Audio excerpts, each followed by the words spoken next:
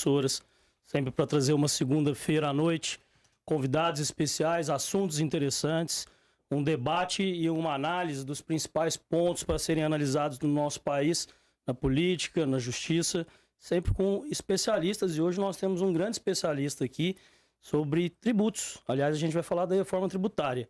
Porque talvez, entre todas as legislações que existem no nosso arcabouço legal, talvez seja aquela que impacta a maior quantidade de pessoas. Porque não existe uma pessoa que não seja consumidora, independente da idade que ela tem. Mesmo que o consumo seja indireto através de outras pessoas, todo mundo tem que consumir. Então a gente vai falar muito sobre essa mudança e essa reforma, que ainda não foi totalmente pacificada, né? Voltou à Câmara agora, mas que tem muitos pontos ainda a serem debatidos antes da gente trabalhar com uma mudança tão grande e tão criticada por muitos, que talvez não seja a melhor forma, a melhor maneira de fazer. Vou deixar para falar do nosso convidado daqui a pouquinho. Primeiro eu vou dar boa noite aqui para os meus companheiros, meus colegas de bancada, doutor Geraldo Fonseca, boa noite. Boa noite, Daniel, boa noite, Caio, prazer estar aqui novamente com vocês, boa noite, doutor Jorge, é uma honra, né, para nós, até porque eu falei antes de começar o programa, eu sou leigo na área, então eu espero a gente sair daqui bastante informado. Também comigo aqui, doutor Caio César Mota, boa noite, doutor Caio. Boa noite, Daniel, boa noite, doutor Geraldo. Boa noite, senhor Jorge Francisco Martins, e boa noite a quem nos acompanha. Hoje falaremos de um tema muito caro a toda a sociedade, que é tributação. E sempre que a gente trata desse assunto, a gente vê uma sensibilidade maior por parte do público.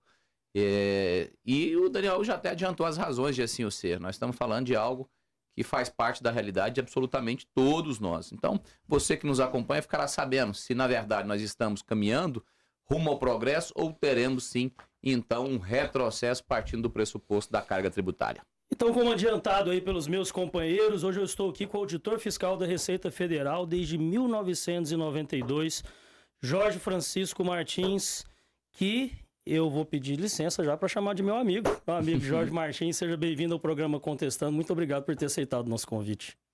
Boa noite, Daniel. Boa noite, doutor Caio, doutor Geraldo Fonseca. É um prazer estar aqui com vocês, né? Quando o Daniel me convidou para participar aqui, né, juntamente com o Almir, eu me senti lisonjeado, né, participar desse programa com vocês. Eu tenho muitos anos de Receita Federal e sempre, quer dizer, eu gosto de participar desse tipo principalmente esse tipo de entrevista, debate, assim, principalmente para a gente discutir, né, o assunto, e espero que a gente aproveite essa hora aí para debater esse assunto que está em voga aí, que é a reforma tributária, principalmente na área do consumo, né? Quer dizer, uma pequena reforma tributária ainda. É isso, e assim vai ser. Eu tenho muito prazer em receber o Dr. Jorge Francisco Martins, a quem eu chamo de Jorginho. Por quê? Porque há muitos anos atrás, há 15 anos atrás, quando eu estava começando a minha carreira como comunicador, ainda na imprensa esportiva, eu tive um grande amigo, colega de trabalho, professor, que já não está mais entre nós, que é o Edson Rodrigues, que eu tenho muita saudade. E o Edson, talvez eu não me lembre de um programa que eu tenha feito ao lado do Edson, e foram muitos que o Edson não mandasse um abraço para o Jorge Martins, que era, segundo ele, o melhor amigo dele, o irmão dele. Então estou lembrando com muita felicidade de poder estar te recebendo aqui, porque me lembra também o Edson, me deixa com quentinho no coração. Então esse programa é em especial homenagem a ele. Nossa, eu fico muito feliz, né, de a gente fazer essa homenagem aqui pro Edson, porque o Edson foi uma pessoa maravilhosa, né? O Edson, todo mundo gostava dele, não tinha uma pessoa que fala assim, não, eu não gosto do Edson Rodrigues. Infelizmente ele nos deixou, né? Mas ele deixou um legado muito grande aqui para nós, e para mim especialmente, a amizade, uma convivência que nós tivemos durante algum tempo, né? Ele era meu parceiro de caminhada, e realmente foi uma das mortes que eu mais senti na minha vida, com certeza, foi do Edson Rodrigues, porque realmente ele ainda faz muita falta para mim até hoje. Engraçado que a gente escuta falar do Edson, embora eu não tenha tido esse privilégio, viu, Jorginho, tomar liberdade assim também de chamá-lo. Que bom. A voz dele, a entonação, a alegria dele é algo marcante, né? Falando do Edson, eu lembro da voz dele e tendo estado pouquíssimas vezes com ele, mas o ouvido muito através dos meios de comunicação, né? Então, a toda a família, nosso carinhoso abraço. É aquele som que traz a memória afetiva de quem acompanhou o rádio esportivo, a televisão esportiva. Em Goiás, pelo menos nos últimos 40, 50 anos, não tem como passar por isso sem ter escutado o Edson Rodrigues, o monstro sagrado do futebol goiano. Deixar um abraço aqui para mim também para uma pessoa que eu conheço há menos tempo do que eu conheci o Edson Rodrigues, mas que me fez, nesse momento da minha vida, me reaproximar do Jorge, que é a Bia, que é filha do Jorge, que é uma garota muito especial, que eu gosto muito, namorada do meu amigo Johnny Botelho. Esse sim, eu já acompanho há um pouquinho de tempo a mais. Então, um abraço para a Bia. O programa é em homenagem a ela também.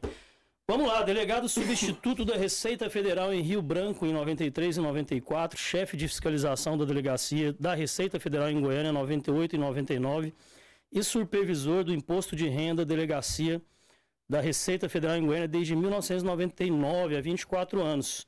Formado em Medicina Veterinária pela UFG Goiás, formado em Direito pela PUC Goiás, natural de Vianópolis, Jorge Martins. Como eu disse, seja bem-vindo. Conta pra gente como é que começou essa trajetória profissional. O que fez você passar primeiro pela medicina veterinária? Foi primeiro a veterinária? Sim. Na verdade, eu sou filho de fazendeiro. Eu nasci na fazenda com parteira, né? Então, os meus pais, graças a Deus, são vivos até hoje. Meu pai tem 94 anos, minha mãe 93. Eles estão lá na fazenda, né? Então, eu tenho uma raiz, assim, de fazenda muito grande. E com isso eu me formei em veterinária, né?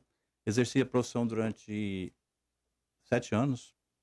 Só que, infelizmente, na minha época, a veterinária, embora fosse uma profissão de futuro, ainda era de futuro. Não tinha, assim, ela era um pouco deixada de lado, né? Não tinha muita valorização.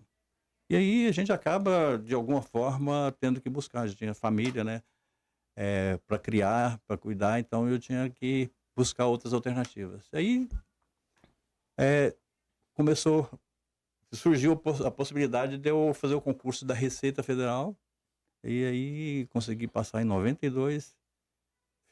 Quando eu passei, fui para Rio Branco, no Acre. Fiquei 2 anos em Rio Branco, né? Para mim foi a melhor coisa do mundo, porque as pessoas normalmente quando vão para uma cidade pequena, assim, quer dizer, relativamente pequena, com várias dificuldades, a pessoa chega lá já com o pé no aeroporto. Eu fui vestir a camisa da delegacia, vestir a camisa da cidade e aprendi muito. Porque a delegacia pequena, eu costumo chamar, assim, fazendo uma correlação com a minha primeira profissão, é clínica geral, né? Quando você entra numa delegacia pequena, você faz de tudo um pouco. Então você tem uma visão panorâmica da Receita Federal, e isso para mim foi fundamental.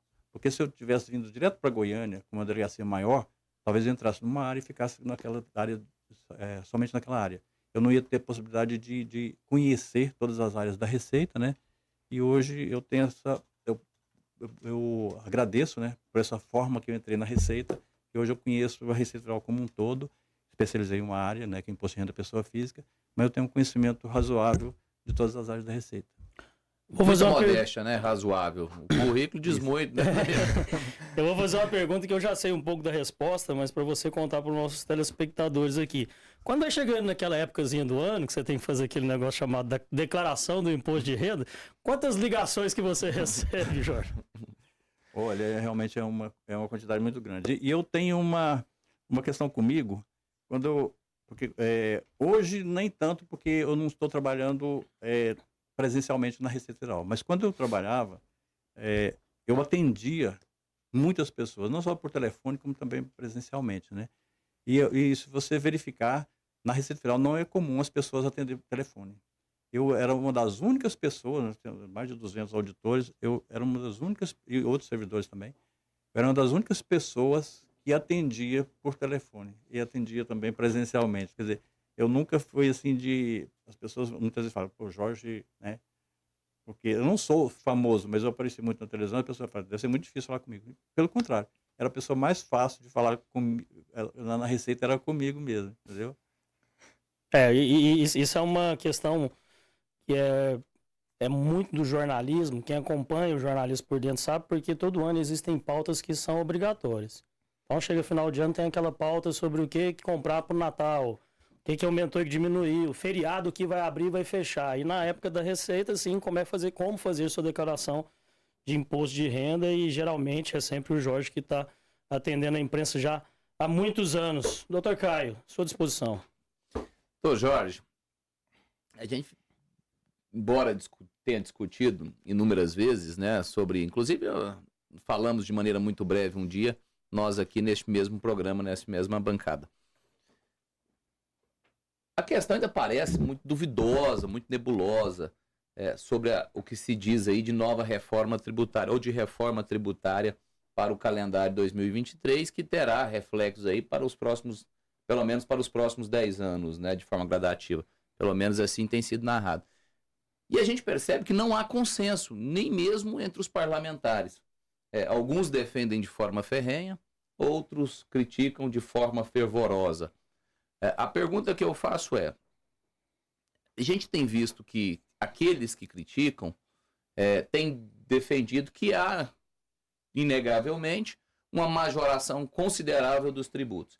Aqueles que defendem a reforma alegam que nós estamos justamente fazendo justiça, haja vista que nós temos tido uma queda também considerável na arrecadação nos últimos anos. O que a gente pode entender como mais verdadeiro? Nós estamos, de fato, atendendo a uma necessidade de readequação, ou nós estamos aí invadindo os bolsos do cidadão para poder fazer uma justiça entre aspas? Na verdade, a gente tem que levar em consideração que não é uma reforma tributária completa. Nós estamos fazendo a reforma tributária da parte do consumo por enquanto, né? E temos que entender que a reforma tributária completa, quer dizer, quando pegar sobre a renda, aí as discussões vão ser muito maiores. Agora, que é sobre o consumo, nós estamos aí eliminando 3 tributos federais e 2, um estadual, outro municipal, né? E criando, então, essa tributação que as pessoas falam de simplificado, mais simplificado. Eu particularmente, eu não concordo que ela seja simplificada. Em princípio, ela até vai ser simplificada, né? A gente acha que ela, em princípio, não vão ser muitas coisas. Mas a gente tem que entender que a reforma, mesmo essa do consumo, ela está apenas começando. Porque estamos criando aí algumas situações para você, da tributação como geral. Mas aí nós temos que ver as exceções. E vão ser muitas exceções. Hoje temos já muitas exceções, as pessoas estão falando que já está virando uma coxa de retalho. E pode ter certeza que essa coxa está começando agora. Porque da agora para frente é que vai começar mesmo. Porque, por exemplo, foi fixado lá uma alíquota zero ou, né, não está definido se é alíquota zero ou isento, sobre a cesta básica. Quando for começar a colocar o que é cesta básica, é que vai começar a discussão para valer. O que tem nessa cesta? O que tem nessa cesta básica? Então, e são muitas questões que têm que ser tratadas ainda em regulamentações, né? Quer dizer, agora nós temos essa questão, depois tem lei complementar, tem as regulamentações da lei complementar que vão esmiuçar essa situação, né? Então aí que vai ter que realmente aumentar as discussões, aí que vão ser discutidas mesmo. Sobre a questão, vantagem, desvantagem, eu tenho uma posição a respeito disso, que é o seguinte: nós estamos acabando com o IPI. E em relação a PIS e COFINS, realmente eu acho que a gente precisa de fazer alguma coisa diferente, porque é uma tributação muito pesada, né? Hoje, um dos tributos mais pesados que nós temos é a COFINS, né? Então nós precisamos fazer alguma coisa. Mas o IPI, ele vai desaparecer, e o IPI é um imposto chamado extrafiscal. Na verdade, o IPI é um imposto seletivo, mas não só para o lado para cima, mas para baixo também. Ele é um imposto que ele foi criado com o objetivo de regular o mercado, né? Ela tem a questão dos tributos sobre os chamados produtos nocivos às pessoas, né? O cigarro e bebida. O IPI, ela tem uma alíquota altíssima. E aqueles outros produtos essenciais, chega a alíquota zero, né? Quer dizer, então, na verdade, o IPI, ele é um imposto que ele altera de acordo com a essencialidade do produto. Quando entrar agora CBS, substituindo o IPI e o PIS e o COFINS, da forma que eles estão querendo colocar, a gente Eu vou vai só colocar... te pedir, né, Daniel, para a gente explicar essas siglas, porque às vezes quem nos acompanha não está tão familiarizado, o IPI, Imposto Produto Industrializado, o IBS, que vai ser esse IBS, que o pessoal deve estar cheio de dúvida, né? De onde que surge esse nome, gente? O que é O IBS? que significa? Né? Na verdade, alguns anos atrás eles criaram, estavam querendo criar o IVA, né? Que é o Imposto sobre Valor Agregado. Mas agora estão querendo fazer o mesmo IVA, só com um nome desmembrado em duas partes, que é a contribuição, né? E o Imposto sobre Bens e Serviços. Contribuição sobre Bens e Serviços, que vai substituir a parte federal, que é o PIS, COFINS e IPI, e o IBS, que é Imposto sobre Bens e Serviços, que vai substituir o ICMS e o ISS em esfera municipal. Então, na verdade, são dois impostos num só, né? E esse imposto, o próprio nome já diz, ele é sobre o valor agregado. Quer dizer, então, cada setor, cada parte, como vou dizer, Setor da produção, né? cada etapa de produção, cada etapa de produção, ela vai agregando aquela parte. E não só da produção, como também no comércio, né? Como ela vai pegar. Na verdade, ela é muito parecida com o ICMS, que o ICMS já é assim, né? A empresa se acredita quando ela compra mercadoria, compra bens de consumo ou de produção, ela se acredita, então, daquela parte do imposto que ela pagou, embutido naquele produto. E aí, quando ela produz ou ela vende o produto, ela vai pagar o imposto só sobre a diferença, né? Porque ela vai se acreditar daquilo que ela pagou na compra dos insumos. E aí, quando ela coloca o lucro em cima dela, o tributo que ela vai pagar vai ser somente naquela parte do lucro que ela teve. Quer dizer, então, ela vai agregar o imposto só em cima daquela parte, né? Por isso que é valor agregado. Não é como a COFINS hoje, que cada etapa da produção paga a alíquota cheia, né? Então, no caso aí, o IBS ou a CBS vai ser só sobre o valor agregado. Quer dizer, só na parte que você agregar, no seu produto é que você vai pagar o imposto. Na prática, será assim. Doutor Geraldo. E vai funcionar como é nos Estados Unidos, essa é a ideia? Tipo um imposto único, e aí a minha pergunta é no sentido de que ainda que não aumente a carga tributária, ainda que não piore a situação do contribuinte, porque acho que essa é a preocupação de todo mundo, a principal, mas eu falo assim, é melhor mesmo, na prática, fica mais fácil para o contador, fica mais fácil para a Receita, para quem fiscaliza, para quem recolhe os tributos? Eu acho que para muitos setores vai ficar mais complicado, mais difícil, mais trabalhoso, né? Mais trabalhoso. Porque eles estão pensando em simplificar, colocando, por exemplo, vai acabar com a COFINS, vamos pegar o comércio. O comércio não paga IPI, só paga PIS e COFINS, pegando só essa parte aí. O comércio, ele pegava então pelo valor da receita que ele tinha, do faturamento, o PIS é sobre o faturamento, PIS e COFINS. Pegava o faturamento, já pegava a alíquota de 3% ou então 0,65%, e jogava em cima daquilo para recolher. Então, ficava simples. Agora não, até o comércio, os prestadores de serviço, eles vão ter que fazer o quê? Aquele livro auxiliar da contabilidade para fazer, para manter a escrituração do imposto que ele pagou sobre as etapas dos bens adquiridos. Entendeu? Então, todo mundo vai ter que fazer na sua contabilidade aquele controle do imposto que ele pagou. Nos bens que ele adquiriu, né, nos insumos. Você explicou antes, o que foi creditado. Exatamente. Ele vai ter que pegar uma planilha de crédito do imposto que ele pagou para ele poder, quando ele for pagar de novo, ele pagar só da diferença, né? Que ele vai lançar o débito e o crédito. Então, vamos supor, ele gastou, vamos supor que todas as etapas ele pagou o imposto. Ele gastou 60% na aquisição. Então, naquele 60% que ele comprou, se todas as etapas estavam sujeitos à tributação, ele vai se acreditar no imposto dos 60%. Quando ele colocar o produto 100%, ele vai pagar só dos 40% do imposto. Mas para isso ele vai ter que manter essa contabilidade. Então, vai ser mais trabalhosa, com certeza, nesse aspecto. Então, a simplificação, no caso, é da legislação. As pessoas estão procurando a simplificação da legislação. Mas acho que as pessoas nem sempre elas querem simplificação. Elas querem, na verdade, pagar menos imposto, né? E facilitar a vida do contribuinte. Como recolher, como o próprio contador também, como agilizar o serviço, menos burocracia, né? Porque eu acho que se vai aumentar a burocracia, já não é um ponto positivo mais. Eu sei que essa pergunta que eu vou te fazer aqui, Jorge, ela é bem complicada de responder ainda, porque é uma mudança que tem muitos pontos e a gente tem que ver na prática como ela vai realmente funcionar, caso ela seja realmente aprovada pela Câmara novamente, depois seja sancionada pelo governo federal. Mas pelo que você percebeu até agora e pela experiência que você tem com relação ao modelo anterior, no final das contas, o que o trabalhador, o que o brasileiro comum quer saber é o seguinte: os impostos vão aumentar ou vão diminuir? A pessoa vai pagar mais ou menos impostos? Bom, toda reforma tributária que tem os dois lados da balança, né?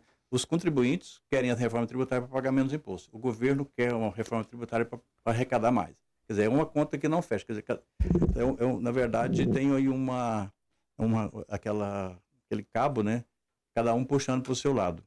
E essa reforma toda, porque hoje, por que nós temos uma legislação que é bastante pesada? Justamente por causa com o passar dos anos, a legislação vem fazendo a acomodação, né? Retirando as injustiças. Toda vez que você cria uma lei nova, igual, por exemplo, uma reforma dessa aí, com certeza vai trazer muitas injustiças. Pode ter certeza que não vai diminuir a arrecadação. E com isso, as pessoas não vão pagar menos impostos. O que vai acontecer, alguns setores vão pagar menos, mas para que aqueles setores pagarem menos impostos, outros setores vão pagar mais. Porque o governo não vai reduzir a carga tributária em cima do consumo. Então, e hoje nós temos o quê? Nós temos aí, nós estamos jogando dentro do mesmo balaio peças totalmente distintas, totalmente diferentes no tamanho, na forma e tudo. Então, você jogar no mesmo balaio, até que você acomoda tudo, você vai ter que balançar demais. Então, pode ter certeza que nós vamos ter muitas, se mantivesse essa linha que está aí, com o passar do tempo vão ter muitas reformas, né, mini reformas, para adequar isso aí. Quer dizer, aquela coxa de retalho que hoje não existe, vai existir daqui a alguns anos para acomodação. Vai depender muito do lobby de cada setor aí para conseguir conquistas, para reverter situações. Daniel, e parece duvidoso. Até o próprio ministro da Fazenda já falou de maneira bem aberta que vai ter uma majoração, né? Então, acredito que nós não precisamos esperar nenhuma surpresa positiva, não. O cenário não nos é favorável. E o que eu gostaria de ouvir do Jorge, que eu já tenho a liberdade de chamar de Jorginho aqui, é o seguinte: parece que o lobby do setor de serviços é o mais fraco. Segundo eu vejo, economista, Daniel, Geraldo, parece que para o setor de serviços, alguns apontam um aumento de até 188%, enquanto outros apontam de até 261%. E aí, a gente pergunta, mas por que o setor de serviços será tão penalizado? Por uma razão muito óbvia, né, Jorge? Segundo os próprios economistas, esse representa 70% do PIB, que é o Produto Interno Bruto. Então, ou seja, para poder compensar as vantagens dadas a determinados setores, o setor de serviço vai ter que assumir aí uma carga extremamente gravosa. Exatamente o que eu falei. Você colocar no mesmo balaio peças diferentes vai criar uma questão de injustiça. E o setor, por que o setor de serviço ele vai ser penalizado? Quando se fala em agregar, pouquíssimos bens são adquiridos para a empresa de serviço. Então, ela vai se creditar em valores pequenos, né? Praticamente todo o valor que ela colocar ali no produto ou no serviço que vai vender vai ser novo. Não tem quase nada agregado ali. Né? Então, por isso que a tributação vai ser pesada. Uma indústria ela tem ali material de embalagem, tem os insumos, tem tudo, né?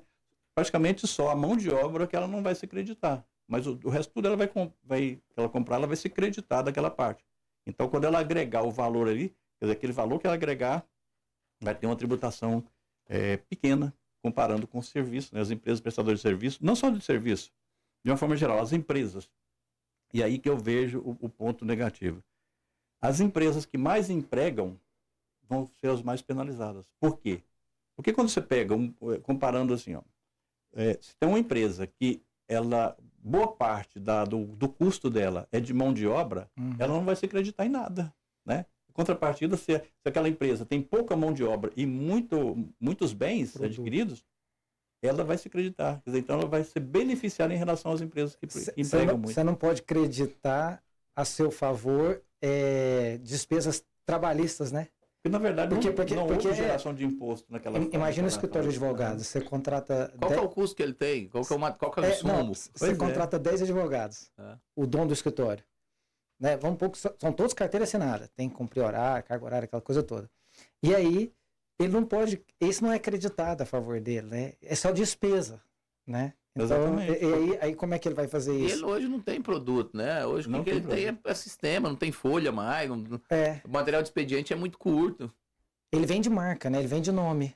Na verdade, é só a experiência que ele traz na carreira, né? E outra coisa também importante, aquelas empresas que utilizam material de alíquota zero ou então isento, ela não vai se acreditar em nada. Por exemplo, aquelas empresas que fabricam utilizando como insumos produtos que estão dentro da cesta básica, por exemplo, vamos supor o milho, né? O milho ou qualquer outro produto dessa que esteja aí. Quando ela for utilizar aquilo lá como um insumo, ela não vai se acreditar em nada. Então, quando ela for pagar imposto, ela vai pagar um imposto altíssimo. Então, tem muitas situações aí que realmente vão ficar distorcidas e é justamente aqueles setores que adquirem insumos de alíquota zero ou então utilizam muita mão de obra. São as mais penalizadas. E aí a gente entra numa questão, em 2022, o Brasil atingiu um índice histórico, atingiu 33,71% do seu PIB, num valor que representa um aumento de 0,65 potencial do PIB em relação a 2021, arrecadação tributária.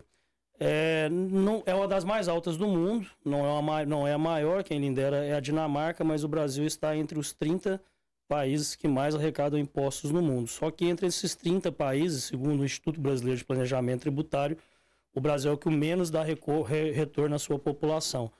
Então aí, falando em contas que não fecham, tem uma conta também que não fecha, porque esse retorno, muitas vezes, do imposto que é empregado, ele não volta necessariamente em benefícios à população. Existe nessa mudança, nessa possível mudança, nessa reforma tributária, alguma coisa que nos mostre que talvez possa melhorar esse retorno à população do imposto empregado?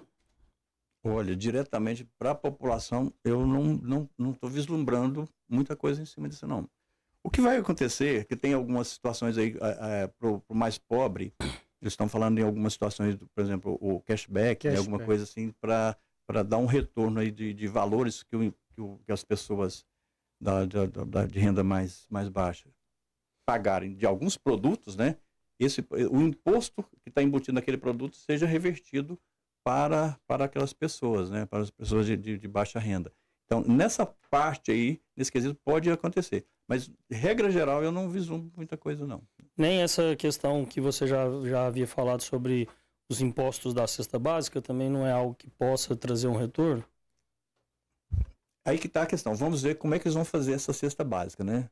Porque ela tem vários aspectos aí para ser analisados ainda. Então, a gente tem que aguardar. Mas abre uma possibilidade, sim. Abre uma possibilidade grande, assim, de trazer um retorno também em cima da cesta básica. Mas, como eu falei, ainda tem muita coisa para acomodar em cima disso aí, que a gente ainda tem que aguardar. É porque aí não faz justiça social, né, Daniel? Porque se você zera a cesta básica, por exemplo, arroz, feijão, vamos pegar aí, macarrão, óleo, açúcar, sal, quem tem um poder aquisitivo alto também vai ser beneficiado do mesmo jeito.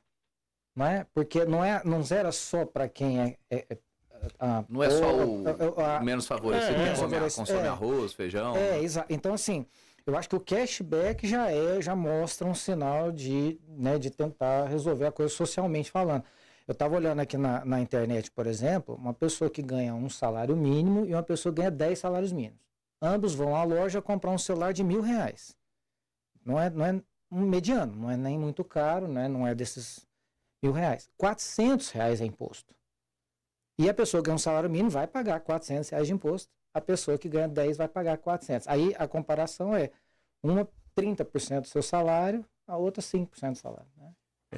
Tem um aspecto aí muito interessante na questão da cesta básica, é que realmente ela vai... os elementos da cesta básica, elas, com certeza, elas vão beneficiar a classe pobre. Por quê? Porque o pobre, né, ele consome percentualmente mais da renda dele para adquirir a cesta básica do que o rico. Então, nesse aspecto, sim.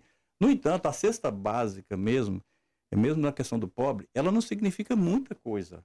Tem muitos itens que que o pobre vai adquirir que não vai ser tributado da mesma forma aí justamente que é o aspecto que eu falei. O IPI, ele é um imposto que ele cria justiça social justamente por isso. Porque as alíquotas são inversamente proporcional à essencialidade do produto. Então, os produtos essenciais, não só a cesta básica, mas de uma forma geral, elas têm uma tributação menor. A partir do momento que você acaba com o IPI e você joga na mesma cesta produtos diferentes, quer dizer, vai ter a mesma tributação, e se você pega aí que apenas 10 ou 15% da renda do assalariado, ele consome dentro da cesta básica, o restante ele vai consumir, certo? Fora da cesta básica. E a gente tem que analisar o seguinte, o pobre, ele consome 100%, né, do salário dele. O rico, ele poupa boa parte. Quer dizer, então o imposto sobre consumo ele é muito mais pesado para o pobre do que para o rico. Justamente por isso. Porque o percentual da renda aplicada no consumo é muito maior para o pobre, né, percentualmente, do que o do rico. O rico boa parte dele não vai ser tributado no consumo, e o pobre quase 100%. Então, só a cesta básica, ela significa muito pouco em relação ao total do consumo do pobre, entendeu? Que não vão estar contemplados aí na alíquota menor. E como vai ter o IPI, eles vão estar tudo dentro daquela alíquota normal aí da CBS. Jorginho, me corrija se eu estiver falando bobagem. Eu ouvi de alguns parlamentares, e o Ciro é um desses, parlamentares não, de alguns dos políticos, o Ciro é um desses, críticos ferrenhos, e ele diz que, primeiro, que nós vamos fazer uma grande injustiça a alguns estados, porque a gente começará a ter uma tributação, não lá na produção, mas agora lá no consumo. Ou seja, estados que geram grandes empregos, ou têm grandes indústrias, agora deixam de arrecadar a tributação pela sua produção, e a arrecadação vai ser lá no estado que o consumiu. Ou seja, há uma tendência natural dos grandes centros terem uma majoração considerável da sua arrecadação tributária, ao passo que alguns estados que produzem muito, exemplo Manaus, vamos assim admitir, onde se concentra grande polo das indústrias, ele terá uma arrecadação reduzida substancialmente, e sabendo que São Paulo é exponencial estado, do ponto de vista de arrecadação e de produção, mas que os outros estados, o exemplo do próprio Manaus que eu citei, é um estado pobre, com algumas tantas dificuldades, não o Amazonas em si. Então, essa é uma realidade? Pois é, tem esse outro lado também, né, a questão regional, que essa reforma, eu creio que foi um lobby muito grande aí, até mesmo pela bancada, né, do Sudeste, em cima dessa questão aí. Porque essa reforma, ela vai beneficiar, ela vai criar justamente essa questão. Ela vai beneficiar os estados consumidores, quer dizer, os estados ricos. Infelizmente, é a grande realidade. Nesse aspecto aí do consumo, ela vai beneficiar os estados que os têm mais favorecidos. Os mais favorecidos. Infelizmente, por isso que eu falo, o pessoal do Estado de Oeste está brigando aí em cima dessa questão, e eu acho que tem todo o direito de brigar, que realmente o Estado de Goiás é um dos que vão ser penalizados, que é um estado eminentemente produtor, né? Ele vai ser prejudicado nesse aspecto, além de ter aquela questão... Parece uma loucura, né? Porque tinha tantos incentivos para trazer as indústrias para os estados, né? A gente lembra de governos marcados por entregas, por compromissos com a indústria, para poder trazer, gerar emprego, movimentar a economia, e agora parece que perde esse atrativo. Mas essa não era a ideia? Porque uma das coisas que eles falaram é que tinha que acabar com o ICMS para acabar com a guerra fiscal. Porque, por exemplo, o Estado de Goiás cobrava menos ICMS exatamente para você não comprar de São Paulo, né? Senão, se lá em São Paulo o produto fica muito mais barato, compensa você botar no caminhão lá e trazer, né? E isso já aconteceu há muitos anos atrás, então começou-se cada um mexia na alíquota do ICMS para poder exatamente beneficiar o seu estado, assim, para que ficasse o consumo aqui. Mas aí acontecia a guerra. Então vamos fazer a reforma tributária para acabar com a guerra do ICMS. Ótimo, a ideia é boa. Mas aí surge agora esse novo problema, você cria esse novo problema. Não tem um comitê e os procuradores vão participar, inclusive agora decidiu que vão ser os procuradores mesmo de cada estado e que vão atuar. Como é que vai ser esse trabalho? Pois é, Para compensar essa guerra fiscal? Pois é. Por enquanto, eles estão, de acordo com a proposta aí, durante alguns anos, né, vai ter um curso, né, um fundo que vai suprir essas desigualdades aí. Mas esse fundo ele vai acabar em 5 anos. Depois vai acabar não tendo mais nenhum benefício. E é justamente essa questão que eu estava levantando. Infelizmente, o Estado que tem um lobby maior está ganhando essa questão aí. Porque o que o pessoal chama de guerra fiscal, eu achava que aquilo o que era uma acomodação de justiça que estava tendo, justamente porque os estados, principalmente os mais centralizados, eles estão longe do consumo e longe também da entrada de bens, né? Por exemplo, importação. Quer dizer, o frete no Brasil é muito caro. Então, os estados mais centralizados estavam sendo prejudicados, até numa boa parte também do Nordeste ou no Norte, estavam sendo prejudicados justamente por isso, porque o produto para eles tem um custo maior. E o que eles chamavam de guerra fiscal era justamente um aspecto que existia para justamente equilibrar, quer dizer, tirar esse desequilíbrio que existia aí entre os estados mais centralizados e os litorâneos. Agora né? não tem mais guerra, não tem o que fazer. Pois é, então... Os estados que consomem mais, recebem mais e não tem o que os estados menores façam. Caso seja realmente aprovado nesse sentido, seja mantido, né? Porque, afinal de contas, o Senado fez algumas alterações no texto, então ele tem que voltar para a Câmara votar em concordância com essas alterações ou promover uma nova alteração. O que me leva à conclusão, ouvindo o especialista nosso aqui, de pelo menos uma curiosidade do porquê que nós tivemos no estado de Goiás 3 senadores, 2 votando a favor da reforma e apenas um votando contrariamente, já que é uma reforma que em quase nada beneficia ao povo do estado de Goiás. É um pouco estranho isso, né? Eu ia falar desse aspecto, eu ia falar exatamente desse aspecto. Inusitado, como Goiás, estando entre os preteridos, tenha tido uma votação maior no sentido da aprovação da reforma. Não tem como explicar isso, não.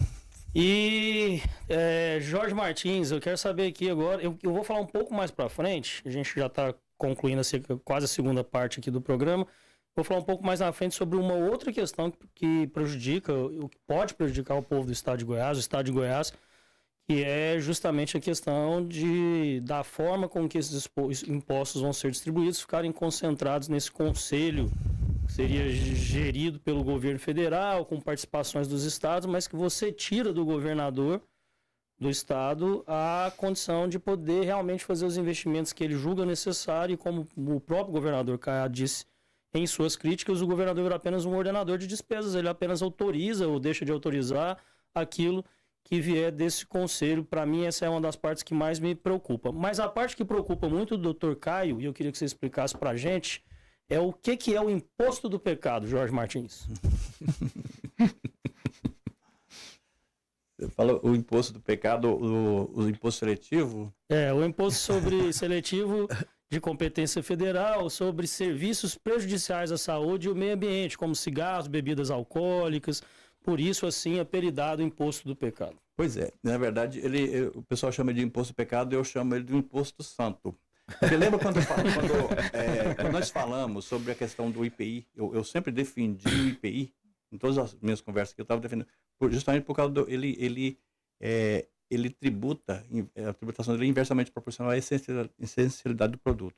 E o IPI, por exemplo, do cigarro e da bebida, ele é altíssimo. Ele vem justamente para frear o consumo. O IPI existe para isso.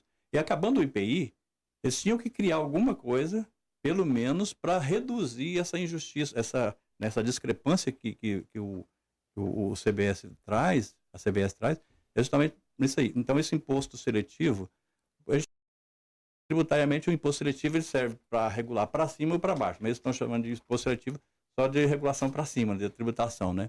Então, ele vem justamente para desestimular o consumo desses bens e serviços que são nocivos às pessoas e ao meio ambiente. Então, ele vem justamente nesse sentido aí, para ele desestimular o consumo desses bens e serviços. Uma alteração que teve no Senado é que esse chamado imposto do pecado deverá ser cobrado também sobre armas e munições. Só que os detalhes dessa cobrança dos produtos, eles serão definidos posteriormente em lei complementar. Então ainda não se sabe muito sobre como será essa cobrança e quais serão as alíquotas a serem utilizadas, o que vai aumentar e o que não vai. Vamos falar então sobre essa questão do conselho, né? Que é o conselho que seria criado. Você tem alguma pergunta, doutor Geraldo?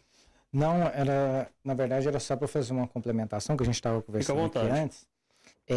Que na reforma ainda tem algumas preocupações, inclusive de quem é contra a reforma, com relação ao imposto seletivo, porque lá na reforma ele vai recair não só sobre esse produto, porque aí é fácil a gente entender, né?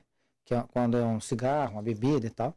Mas lá fala também em transporte, deixa meio em aberto, e aí a gente fica com medo de amanhã se levar preço de passagem de ônibus, levar Passagem aérea. a passagem aérea. Então, porque existe uma ideia que poderia se aumentar o imposto sobre combustíveis fósseis, porque combustíveis fósseis são prejudiciais à natureza. Exatamente. E aí a gasolina vai aumentar. Então deixa essas palavrinhas-chave lá para depois, porque aí você já tem a brecha, né? Isso já se torna constitucional, então depois fica fácil você regulamentar. Pode ser que não se mexa, mas a gente fica preocupado, né? Aí o Dr. Jorge podia falar um pouquinho sobre essas outras áreas, né? Na verdade, porque justamente o que o Daniel está falando, a intenção é justamente desestimular o uso de combustíveis, né, poluentes. E talvez a intenção seja, em princípio, colocar os transportes, não o transporte como todo, mas essa parte desses combustíveis fósseis, né?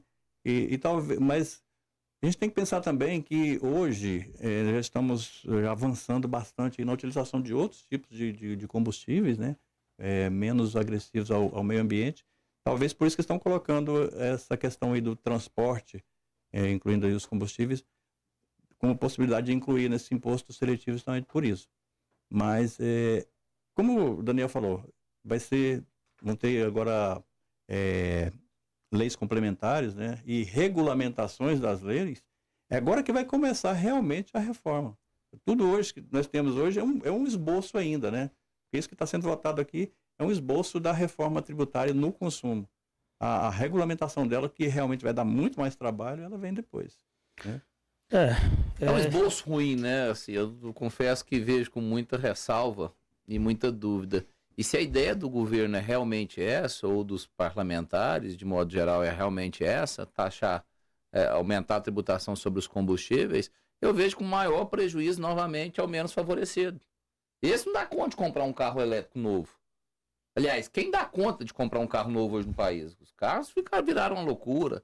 Então, se você falar que vai mudar para um sistema mais moderno, de carro elétrico ou de outro, aí é inacessível para a grande maioria das famílias. Então, mais uma vez, sobra para ele que usa o transporte público, movido a combustão, ou do veículo próprio. A gente fala de reforma tributária, mas a gente tem que falar a real, né? A realidade do que realmente acontece. Então, falou-se aí da Dinamarca, né? Eu tenho um tio que morou na Dinamarca. Lá você paga 50% de imposto de renda. Metade do que você ganha é do governo. Você fala assim, é um absurdo. Ele falou para mim, é a melhor coisa que eu faço. Por quê? Ele era pintor, ele era artista plástico. O óculos que ele usava, como instrumento de trabalho dele, ele ia numa ótica, levava uma receita médica, 80% do óculos dele era pago pelo governo. Por conta de ser instrumento de trabalho. Não tem dúvida. Ele para pintar precisava do óculos. Existe uma contrapartida. Então é isso. Então ele falava assim, ó, eu não tenho carro, eu não preciso de carro na Dinamarca. E não vou comprar. O transporte funciona. Porque tudo funciona. Então aqui não, a nossa realidade. Vamos pegar Goiânia. O trânsito já é ruim. Mas, não estou aqui não questionando o transporte público, ônibus. Mas a pessoa que está dentro do ônibus, assalariado, ele não vê a hora de ter um dinheirinho sobrando para comprar uma moto. Ele sai de dentro do ônibus. E o cara que está com a moto não vê a hora de poder comprar um carrinho popular para ele sair da chuva do sol. Nem que seja usado. Então a realidade é essa. E aí, daí a pouco, um carrinho com ar-condicionado. E o cara vai crescendo e vai, entendeu? Então, assim, a realidade nossa é essa. Eu acho assim, é fácil falar, não, nós vamos tributar o combustível aí para evitar. Eu tinha um professor até na faculdade, quando eu fiz mestrado, que ele falava assim, o dia que o combustível custar R$30 o litro, aí as pessoas vão voltar a usar a bicicleta, não sei o quê. Tá, mas eu não sei se essa é a solução, né? Entendeu? Você acaba sobrecarregando demais todo mundo e inviabilizando. Porque aí também o preço da comida vai chegar absurdamente, né? Porque o caminhão também precisa transportar, né? Você falava de dados aí, eu vou ler um aqui, Daniel, que é do site da Câmara Legislativa do Brasil, câmara.leg.br. Segundo o relatório do Banco Mundial, Doing Business 2019, uma empresa brasileira leva 1.958 horas para pagar tributos. O segundo colocado, Bolívia, leva 1.025 horas. E a média de 190 países é 206 horas. Ou seja, uma empresa leva no Brasil quase 2.000 horas para pagar sua tributação. E aqui no mesmo site tem o impostômetro, 2.626.945.900. Aí aqui não para de atualizar, não dá para falar. Mas olha o que o país arrecada e o que ele de fato entrega à sociedade. Aí só mais uma questão, me perguntaram aqui quem foram os senadores que votaram a favor, acho que por uma questão de justiça, quem nos acompanha e tem interesse pela informação, votaram então a favor da reforma pelo Estado de Goiás os senadores Jorge Cajuru e Vanderlan Cardoso. É isso. E votou contrário ao texto o senador Wilder Moraes. Isso é uma questão importante, não só sobre o combustível, mas o combustível ele exemplifica bem isso, porque ele atua quase que em toda a base da cadeia da produção. Então você tem o transporte que utiliza o combustível, você tem a produção que utiliza combustível, quase tudo no Brasil se utiliza combustível. A intenção é boa, mas o gesto às vezes esteja muito distante da realidade daquilo que nós precisamos realmente para o nosso país, né? Que se combata, assim, a questão de você tentar reduzir o índice, os índices de tentar melhorar essa questão que tem acontecido. A gente está passando por um momento de muito calor, que muitos cientistas dizem que é uma mudança climática que está ligada realmente à questão dos poluentes, mas que você faça isso de maneira a não prejudicar ainda mais a população naquilo que ela consome de mais básico, do que ela mais precisa.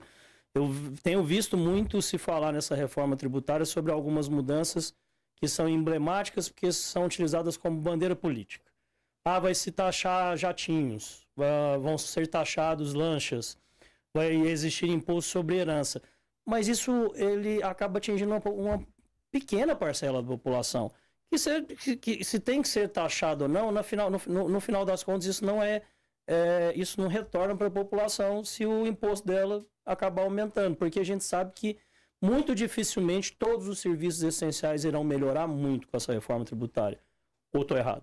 Então talvez nem melhorar, né? Não quer dizer que uma coisa é condição da outra, né? Exatamente. Até porque a reforma, ela prevê mudanças na maneira da arrecadação, mas ela não prevê mudanças na destinação do imposto.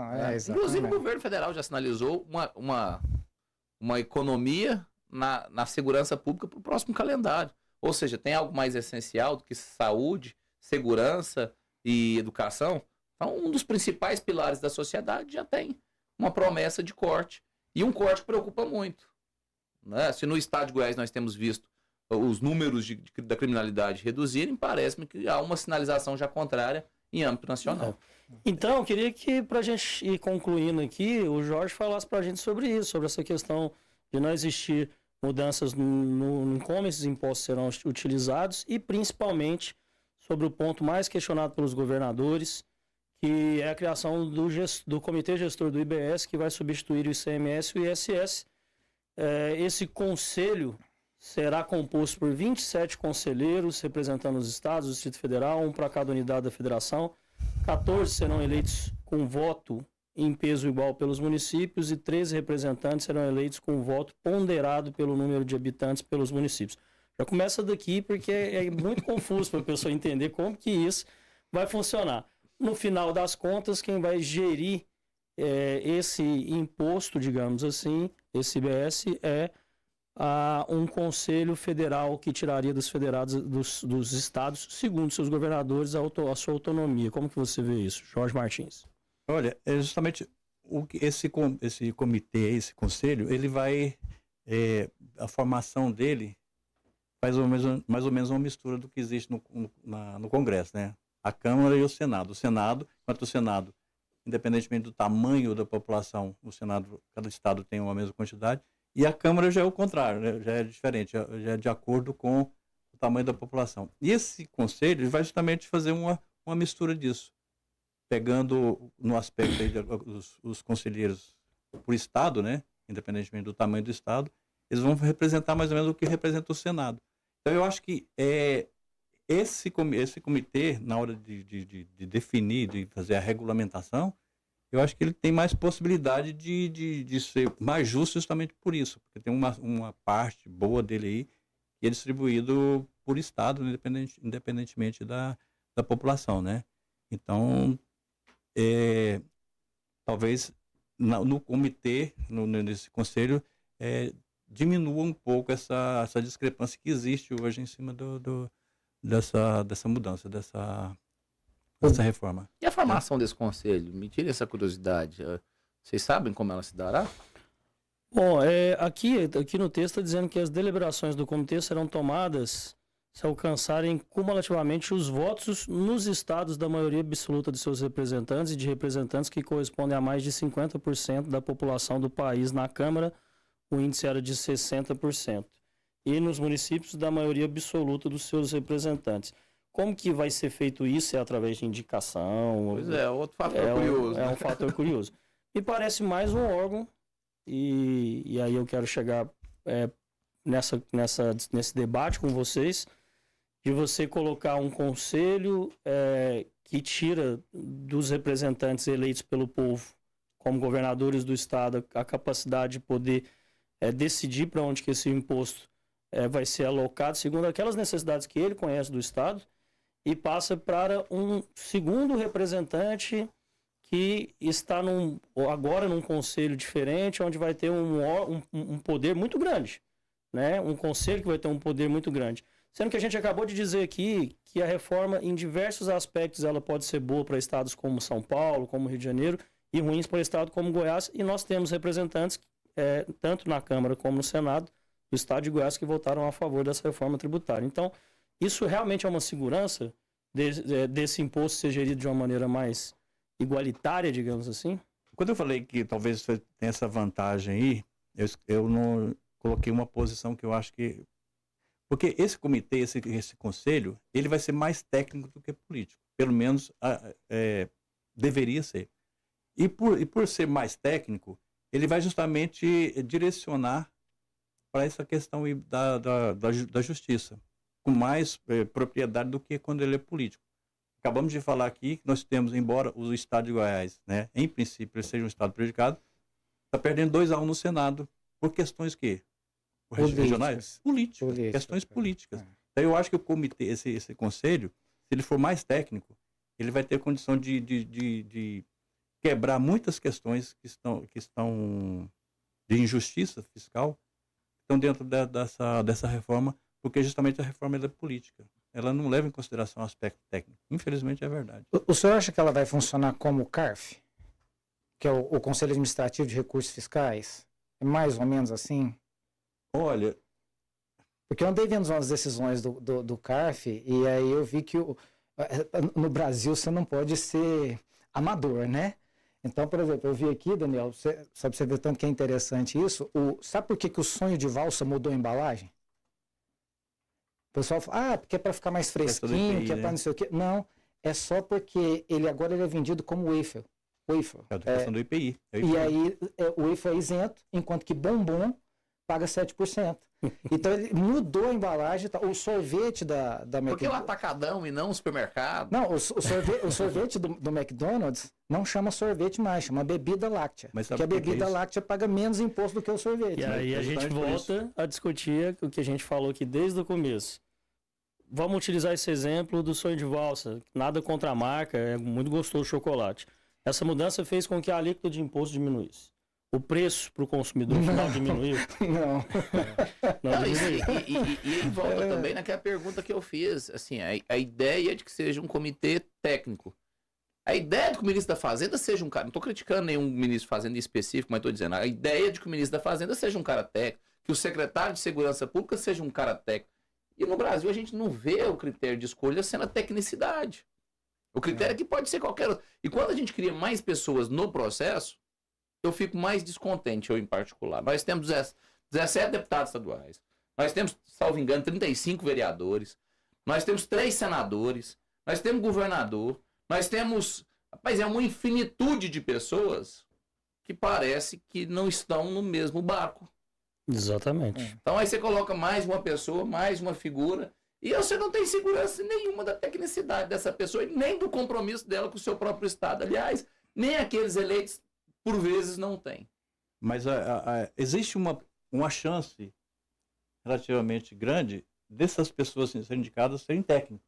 Porque eles precisam de pessoas que conheçam do assunto para gerir. Né? E se eles forem técnicos, com certeza vão ser melhores do que se fosse na mão de político.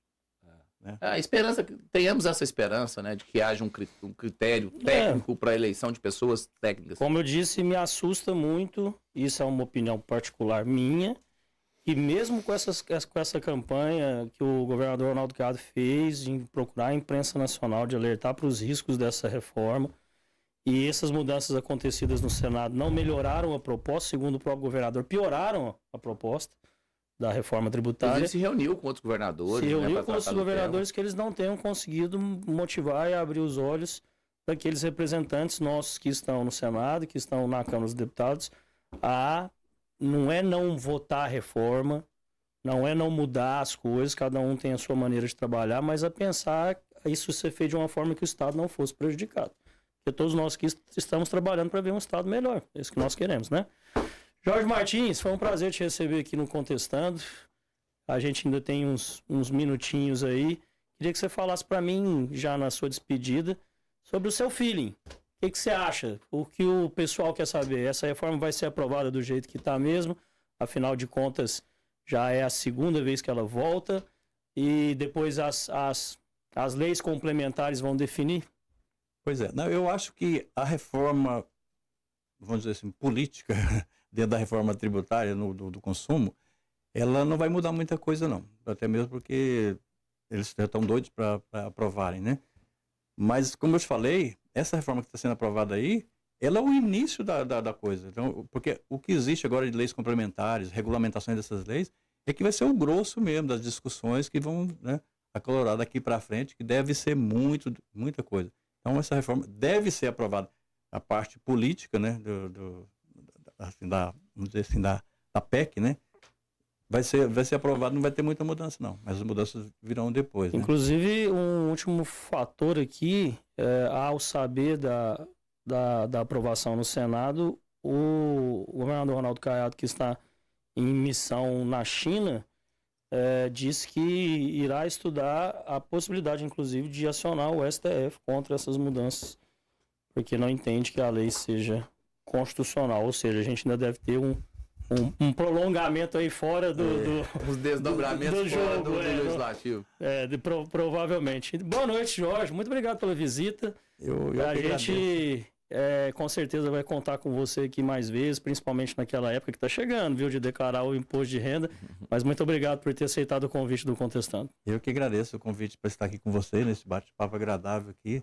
Esse assunto não muito agradável, né, que é a tributação, mas assim, o bate-papo foi bastante agradável, tanto é que o tempo passou rápido, né? E vai ser um prazer participar sempre com vocês aí, sempre for convidado, vai ser... O prazer é nosso. Boa noite, doutor Carlos César Montes. Boa noite, doutor Geraldo, boa noite, Daniel, boa noite a todos que nos acompanham de maneira muito carinhosa. Ao Jorge, que com toda simpatia trouxe um tema sensível que a gente passou com muita tranquilidade, com muita serenidade. Foi uma alegria enorme estar ao seu lado, senhor. Boa noite, doutor Geraldo. Boa noite, meus amigos. Foi ótimo. Eu não sei se o senhor é professor, mas tem uma facilidade muito boa para explicar. Talvez por isso que o senhor seja tão requisitado quando vai falar do imposto de renda, né? Obrigado, foi ótimo. Boa noite a você de casa. A gente se vê segunda-feira que vem às 8 horas da noite com mais um programa Contestando. Fiquem todos com Deus e até lá.